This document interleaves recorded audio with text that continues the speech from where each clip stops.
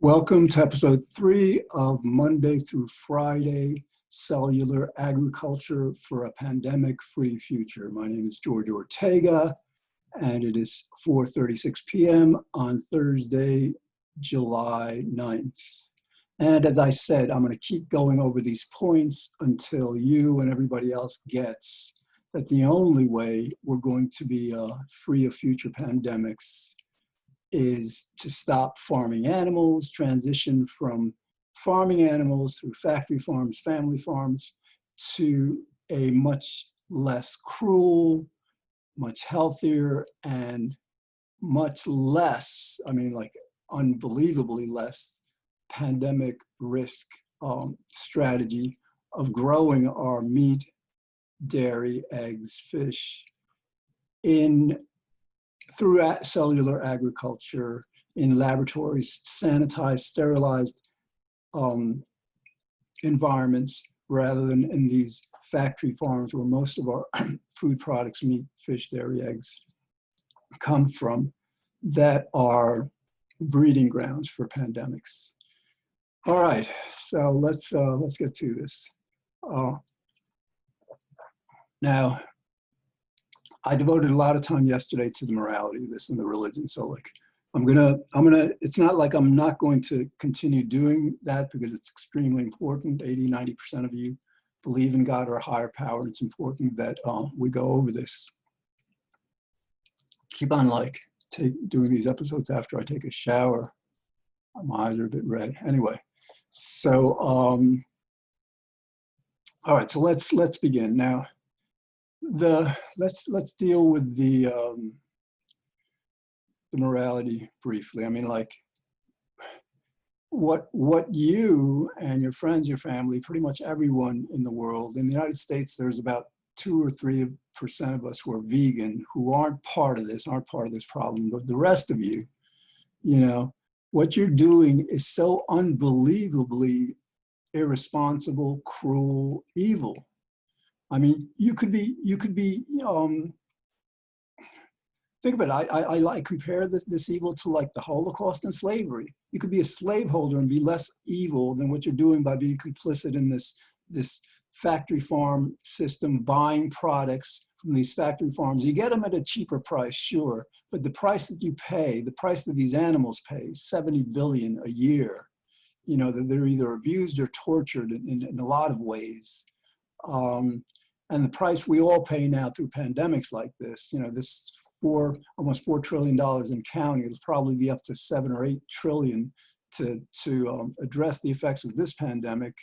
So you need to understand this. You need to understand that how evil this is.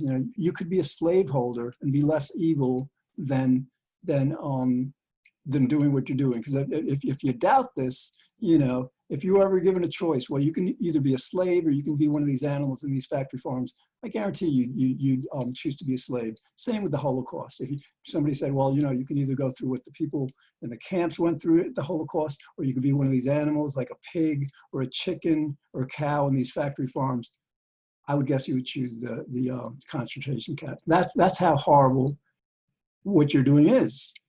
And I will get into it a lot more, because there's, I don't fundamentally blame you. I don't believe you have a free will, but that doesn't absolve you from accountability. It absolves you from fundamental responsibility, but still, in this world, we get rewarded and punished according to what we do and don't do. And what you are all doing is beyond evil, and we're getting punished.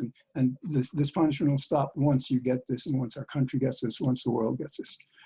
All right, so that's the first point. Second point is very important. It is very misleading to believe that this pandemic is a 1 in 100 year event. The last major pandemic like this was in 1918 to 1920, so that's 100 years. People say, well, this only happens every 100 years. No, because our population is so much bigger now. I think in 1918, maybe there were about 1 billion people on the planet. Now there's 7.5 billion. And back then in 1918, there were very few, if any, factory farms. They're all, cattle, chicken, you know, all that stuff was raised on family farms, which were much, much safer than the factory farms today. And another major component that ups our risk phenomenally is like, we travel throughout the world, not just rich people, but everybody pretty much travels throughout the world on planes now, jets. So what happens is like, you know, if you think that you know, these contact tracing and testing and quarantining strategies that we're using now are effective in keeping us safe from future pandemics, think again, because we have to do this now. But the problem is that these pandemics potentially can spread so quickly that no, it's foolish. It's completely foolish, irresponsible to rely on containment strategies rather than on prevention strategies. So this series, and again, I'm going to keep going through this until you get it, is about how we have to stop farming animals completely to be safe. So again, these pandemics are not 1 in 100-year events. And since the 80s, we're getting new diseases that we didn't have before.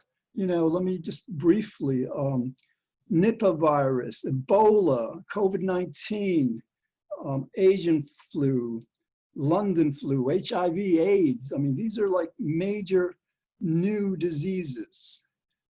Indian swine flu, Odisha jaundice outbreak, MERS, SARS, you know, hepatitis B, hepatitis A. I mean, like, these are new diseases. And like, because they're new diseases, we haven't developed the antibodies to be able to fight them. All right. So again, you're playing with fire if you believe that we can just, like, you know, that we'll be lucky, that you know, we can go 50 years or whatever without another event like this happening. All right. So what's the answer? All right. There are theoretically 3 answers, perhaps 4. One is that that we develop a universal vaccine for all strains of influenza. You know, this coronavirus is a flu virus. It's a virus. It's an influenza disease. And hold on, I just gotta close the window. There's a little noise out there. So like, basically, the problem with that, you know, so like, we'd have to develop a universal vaccine to protect human beings against any and all strains of any virus. And this is like so impossible because they're constantly mutating. No, I'm not going to say it's impossible. Maybe 20, 30, 40, 50 years we'll have this. But we'd have to develop a universal vaccine for not just viruses, for bacteria. Again, bubonic plague that has killed millions and millions of people throughout the ages, perhaps more than viruses, I'm not sure. That's caused by a bacteria. Okay, it's not a virus. So like, so, you know, so again, the problem with that, you know, that's not feasible. We don't have the technology to do that, but that's one theoretical answer. The next answer, and this again, we want to be relatively reasonably safe from these pandemics. 95% safe, 99%, whatever. So one great way to do this, and the best way, you know, actually, would be for we human beings to stop eating animals. You know, most people believe that eating animals is essential to our health. No, there are many vegans that are very healthy. The Williams sisters, the tennis players, Venus and Sabrina, I think, you know, they're vegans. There's a lot of weightlifters who are vegan. So don't let anyone deceive you into thinking, well, I need meat and eggs and dairy to be healthy. No, as a matter of fact, the meat and eggs and dairy that you consume are making you sick. And, you know, it's not an accident that that heart disease is our #1 killer in the United States, and heart disease, the #1 cause of heart disease is eating meat. So again, So that would be the best way, okay? But we have to be realistic, you know. We cannot expect, you know, the population of vegans to, you know, anytime soon go from here in the United States, for example, 2%, you know, to 100%, or even like 50%. I mean, that's just very unrealistic. People are just not going to do that. So, and the third option is, and incidentally with this, you know, what is helping out and helping people go vegan as much as possible, eat much less meat, is these plant-based foods.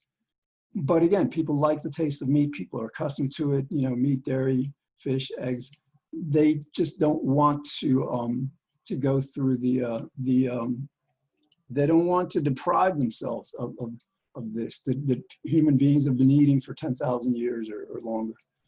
So, all right, so like the only, you know, the only reasonable way that we have of being free of future pandemics, virus pandemics especially, but bacterial, I mean, we're going to get into the bacteria aspects also, because basically, just very briefly, 80% of the antibiotics we use on the planet go to these animals in factory farms because the conditions are so unsanitary. They need to pump them with antibiotics. Otherwise, you know, there'd be pandemic outbreaks, epidemic outbreaks daily. The problem with that is that our antibiotics, which we need when we get sick, are becoming less effective because the bacteria are mutating.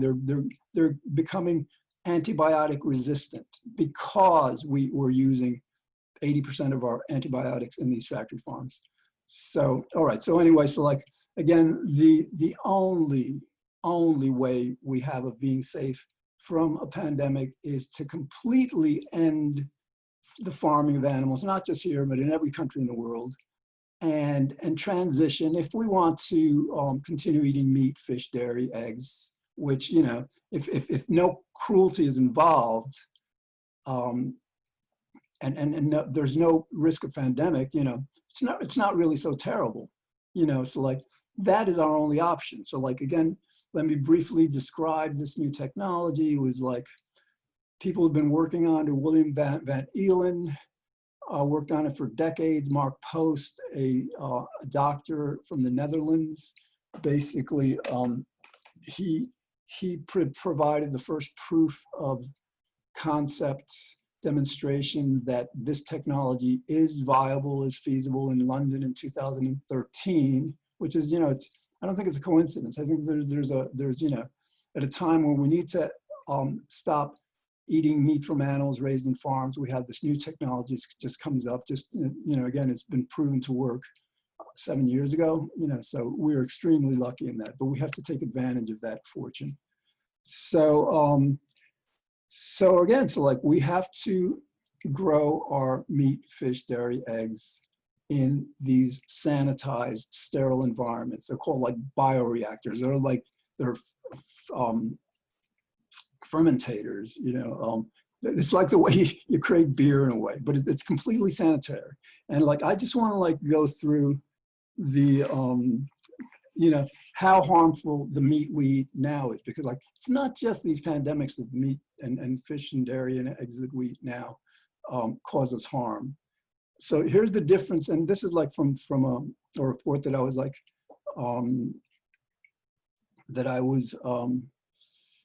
promoting, you know, as far back as May of 2019, because I've been involved in this issue for years, and you know, especially over the last year and a half. So, all right, so these new lab-grown, in vitro, cultured, clean meat products that have different names. Cellular agriculture is the technical name for the field.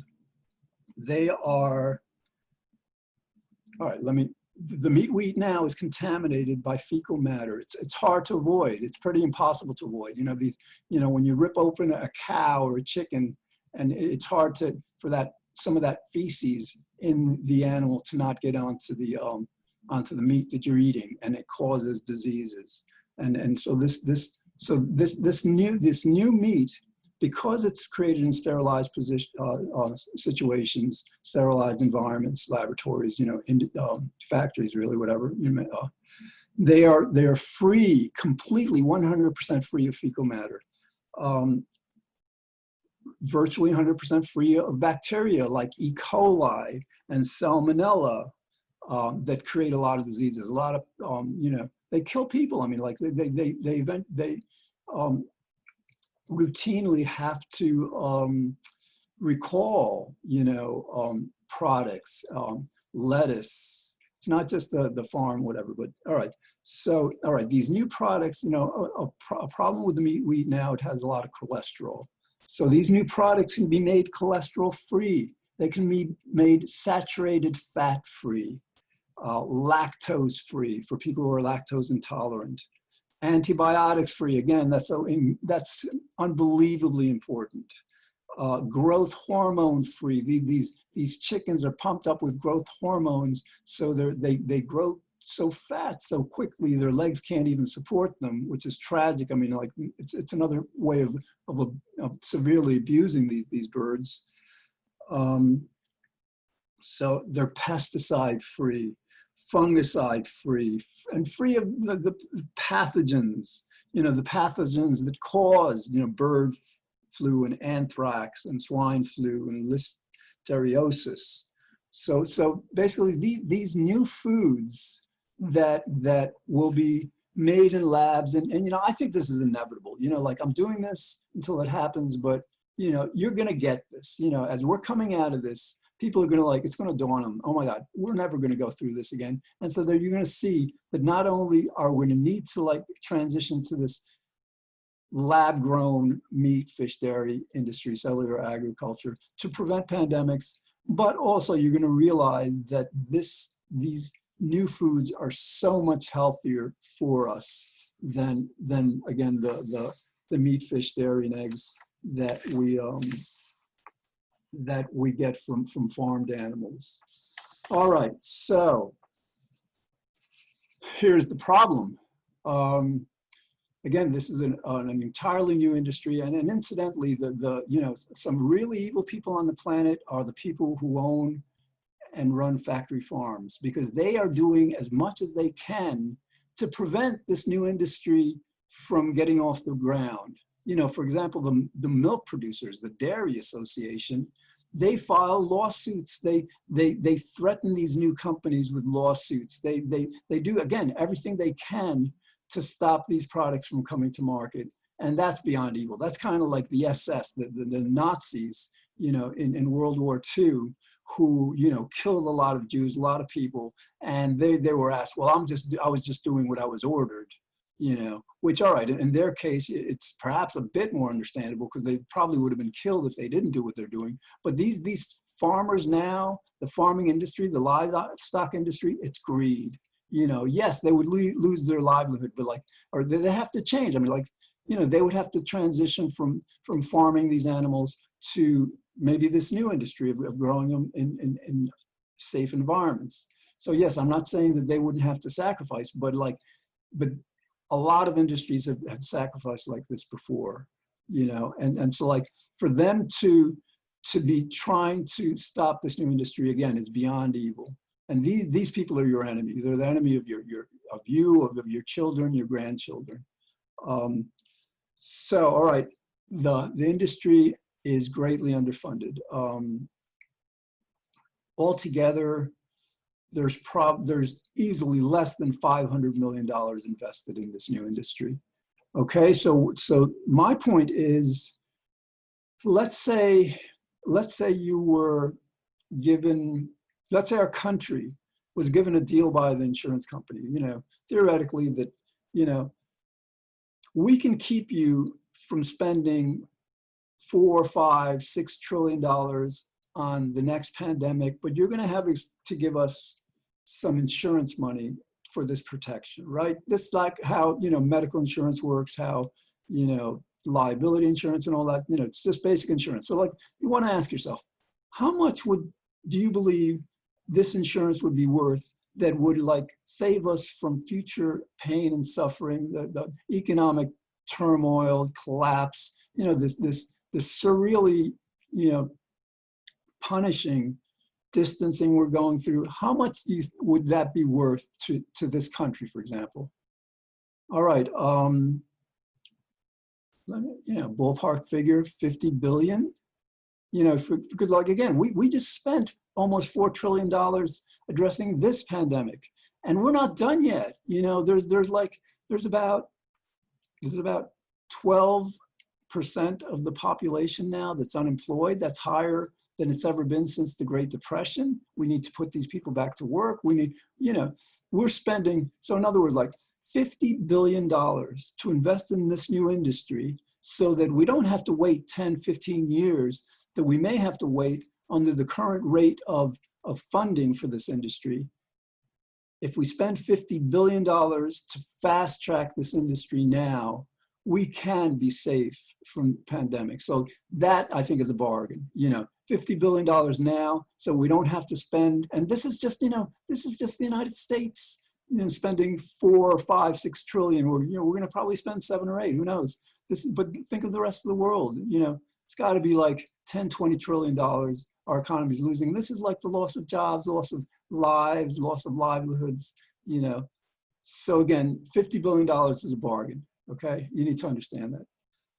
Okay, so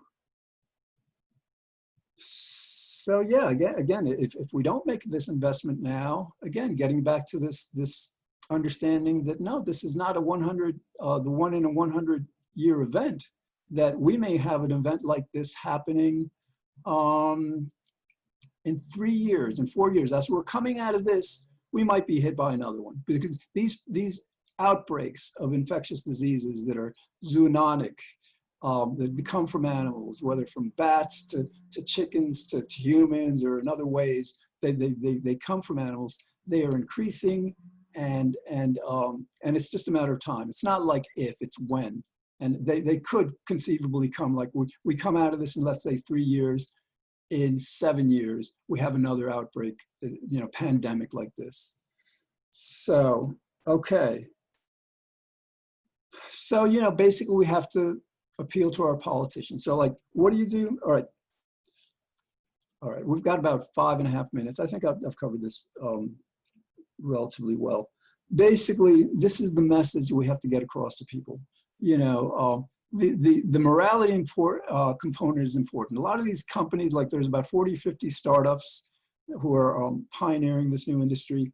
They don't want to get into the morality because that makes them look bad, or at least they think it makes them look bad. So like, we should have at least the social media networks, you know, Facebook, Instagram, Twitter. We should have these human rights, these health rights organizations, these economic rights organizations, you know, be really condemning the livestock industry, not just the livestock industry, but condemning everyone, you know, who's complicit in it by buying these products, by paying people literally to abuse and torture over 70 billion farm animals each year. You know, it's beyond.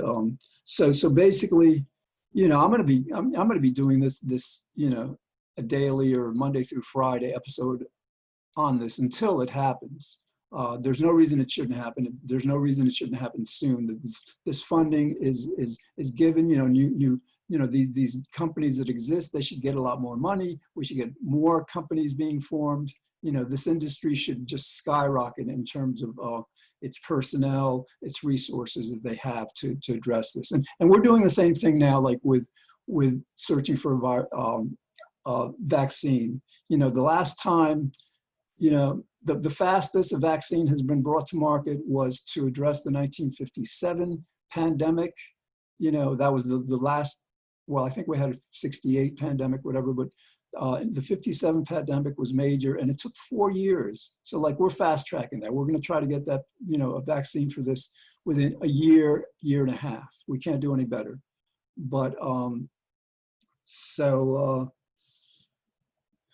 yeah, we know that fast tracking research helps bring products, you know, especially essential products, to market much sooner. And this is what we need to do.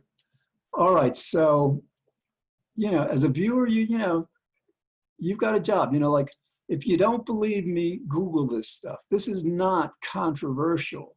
This is not esoteric. It's not as if this information is hidden from the public. Just do a little online research, and you'll understand that everything I've told you is accurate. I may be underestimating some of this. You know, so that's the first part of your job. You know, because we need to do this. Now, you know, I'm doing my part by doing this show. You need to do your part by doing the research, talking to your family and friends, talking to your business associates. If you know a politician, talk to them about this. You know, refer them to an episode like this if you think it'll be helpful. Just do what you can to get involved in this, because this is your future. You know, we need a lot of people working to, because basically here we have an amazing opportunity now. Okay, so like, we're in the middle of this. We've got a big election. We've got 4 months to get this done. In other words, like 4 months before a United States presidential election, people are listening. You know, issues matter in a way that they don't matter, you know, when there's not an election going on. And they matter exponentially more now because we're in the midst of this coronavirus distancing and economic turmoil. So the politicians will be listening. So get this, you know, if you know somebody who's in, like, you know, the animal rights movement, we have to push this. And again, it's very important, $50 billion. Don't think that this is like, you know, unrealistic. It is absolutely not unrealistic. I mean, people, economists, people who are involved in this, you know, this ungodly, unequal economic system where you have like 10 billionaires worth more than 50% of the population combined. People will say, yeah, no, $50 billion is way too much for this. No, it's a bargain. Again, if we were going to buy insurance to protect us from future pandemics, $50 billion to prevent the spending of 9-10 trillion just in the United States, that's a bargain. All right, so we've got less than a minute. Watch us. I'm here Monday through Friday in White Plains Community Media, 5 p.m. on channel 76 if you get Optimum, 45 if you get Verizon, and I will be uploading all these episodes to YouTube. So I'm probably going to upload these first 3 today. And so, you know, watch them, you know, refer them to your friends, put links on Instagram, on Twitter and all to these episodes, you know, and get the word out, help get the word out, all right? So I hope you're having a good day, and I will see you again back here again tomorrow to get this work done. Thanks.